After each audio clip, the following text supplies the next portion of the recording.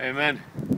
So there it is. The beginning of the garden this year. We've already got some stuff planted. In a few weeks, hopefully, you're not going to recognize it. We just had a bunch of rain, so hopefully some of what we got in the ground already is going to start popping up. We've got a ½ acre under plow this year. I've said this the last couple of years we've done these videos. I don't know how much of our own food we're going to grow this year. I expect it to be a fair amount. It was a fair amount last year. I don't know how to define fair amount for you. We don't really buy vegetables anymore. We produce most of our own vegetables. We produced a lot of food last year. This year we're stepping it up a little bit more. We're actually going to plant wheat over here. I got the seed in. I probably should have brought it up to show you, but we got a pound of wheat seed. It's supposed to sow about 500 square foot. From what I understand, that's close to enough wheat to make flour for a family of 8, possibly even more than that. I'll have to double check those numbers, but we're going to grow some wheat and see about grinding our own flour this year. Making bread from our own flour. Sounds like it's a lot of work, but it sounds like it's very doable.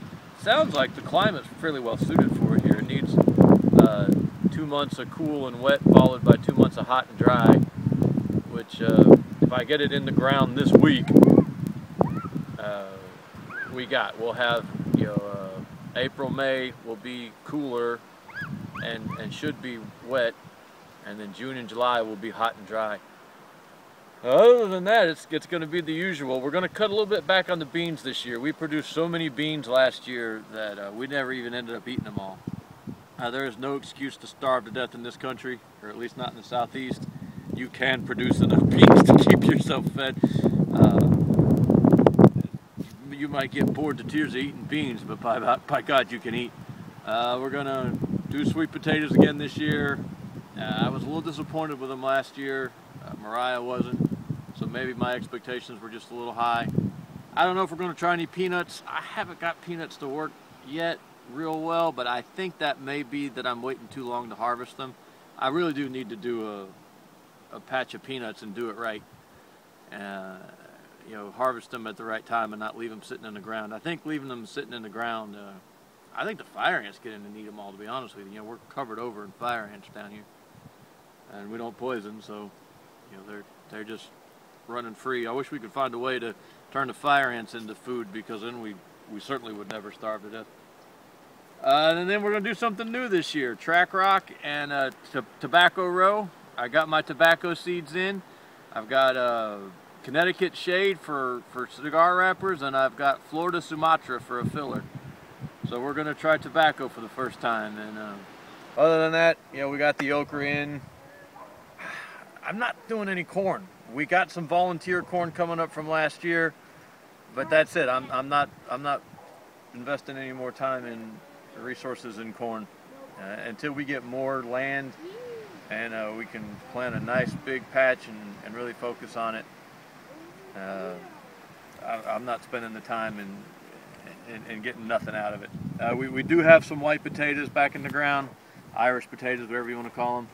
And green peas. Those are all planted, and then we got the little garden down by the house, and that's filled up too. So there you go. We're going to give it another go this year. We're going to try to take one step further in our road to self-sufficiency, food independence, off-grid, whatever you want to call it, because that's the ultimate preparedness, man. Because it doesn't matter what happens. If you're self-sufficient, if you're food independent, if you're off-grid, then this whole corrupt system can go on for another 500 years, and you can clock out of it and live your life the way you want to within reason. Or if it all crashes tomorrow, you're okay. Ultimate preparedness is to just be self-sufficient, and you don't need them, and you don't need their consumerism, and you don't need their fiat money. You've got to pay your taxes and buy your salt and sugar and coffee if you want it. Anyway, that's it. We're excited. It's springtime. Life is new, and we'll talk to you soon. All right.